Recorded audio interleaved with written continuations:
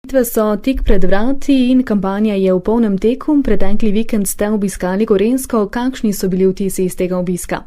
Leto 2014 bo očitno zaznamovano z veliko volitvami. Zagotovo so znane 25. maja volitve v Evropski parlament, kjer se voli novih 8 poslancev. Slovenska ljudska stranka ima skupno listo za Novo Slovenijo in v tem času res intenzivno obiskujemo slovenske pokrajine in minuli konec tedna smo bili na Škofjeloškem, v Žireh, v Železnikih, se srečali z naključnimi ljudmi na cesti, na tržnicah, kakor tudi z svojimi člani stranke, se pogovorili o usmeritvah za te volitve in na nek način tudi trasirali pot listi, ki je znala združiti dve stranke, in verjamemo, da je to tudi model, po katerem bo potrebno delovati tako znotraj Evrope, predvsem pa znotraj Slovenije. Srečevali ste se z naključnimi ljudmi. Ti ljudje po vašem mnenju dovolj vedo o volitvah v Evropski parlament?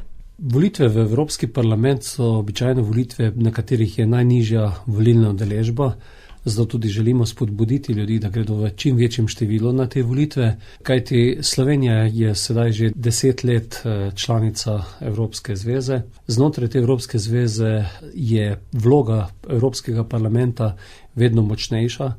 Zadnja Lizbonska pogodba, ki se je sprejela leta 2009, tudi določa, da bo naslednji predsednik Evropske komisije tisti, ki bo iz liste, ki bo imela največ glasov. Mi verjamemo, da bo to naš odličen kandidat Jean-Claude Juncker, bivši predsednik vlade Luksemburga, pravzaprav oče, ustanovitelj evra. Pri nas doma pa mnogokrat ne posvečamo res tem volitvam dovolj pozornosti. Ne zavedamo se takšnih stvari, da se naprimer v vaših koncih zagotovo Škofjeloška obvoznica ne bi gradila, če ne bi od te velike investicije preko 40 milijonov, več kot 2/3 sredstev bilo ravno evropskih. In skozi evropske sklade, iz katerih Slovenija dobi nazaj precej več sredstev, kot jih sama plača v Evropsko skupnost, se na nek način tudi usmerja razvoj države. V Sloveniji smo zgradili celo vrsto vodovodov, kanalizacijskih sistemov. Konec koncev smo se leta 2004 tudi zavezali, da bomo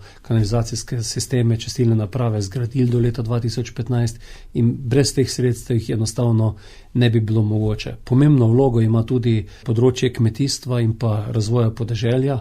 Evropa stavi na enakomeren razvoj, stavi na to, da, kar je tudi novost po zadnjih krizi, tako prehranski, kakor tudi te gospodarski, da se vedno bolj izpostavlja ta problem samooskrbe, tako na področju, če hočete, hrane, ki je primarna, na drugi strani tudi problemi z pitno vodo, ki je strateška surovina, gospodarjenje z lesom, in to so tiste osnovne stvari, okoli katerih se tudi vrtijo programi Evropske ljudske stranke in konec koncev tudi naša skupna lista želi na tem področju narediti korake v pravo smer.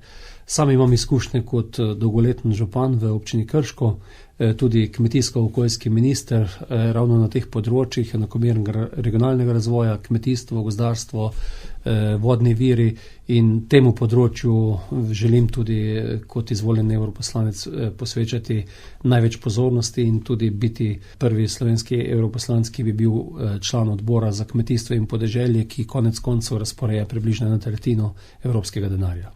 Naši poslušalci in ostali se bodo z vami do volitev še lahko srečali, še vas bodo lahko osebno povprašali o vašem programu in ambicijah, kje in pa seveda kdaj.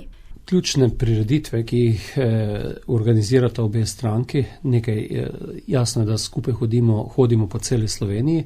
Naši ključni prireditvi sta pa tabora. To sta obe stranki, ki prisegata na taborsko gibanje, ki je konec koncev slabih 150 let nazaj tudi Slovence povezalo. Zato bo naslednjo nedeljo 11. maja prva možnost, da se srečamo na taboru Nove Slovenije, na katerem bo prisotna tudi celotna lista vseh 8 kandidatov. Naslednjo nedeljo 18. maja pa je tabor Slovenske ljudske stranke, ki bo letos na Pohorju, na Rogli, in tudi tam bo ta možnost, da se srečamo, celotna lista. Na tem taboru se nam pa tudi pridruži predsednik Evropske ljudske stranke, gospod Dol, ki iz Francije pride tudi izraziti podporo našim listam. Na koncu imamo še eno zaključno slovesnost in tudi srečanje v Ljubljani, sicer pa bomo na terenu vse te dni Sicer pa smo tudi to dve stranki, ki stavita na to, da je treba biti tudi sicer ne samo v volilni kampanji med ljudmi.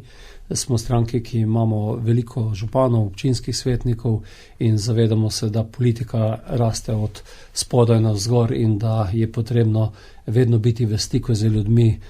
Sam kot kmetic, agronom sem pa tudi zelo rad v stiku z zemljo in mislim, da to nam, ki smo v politiki, zelo koristi in oziroma da marsikomu to manjka.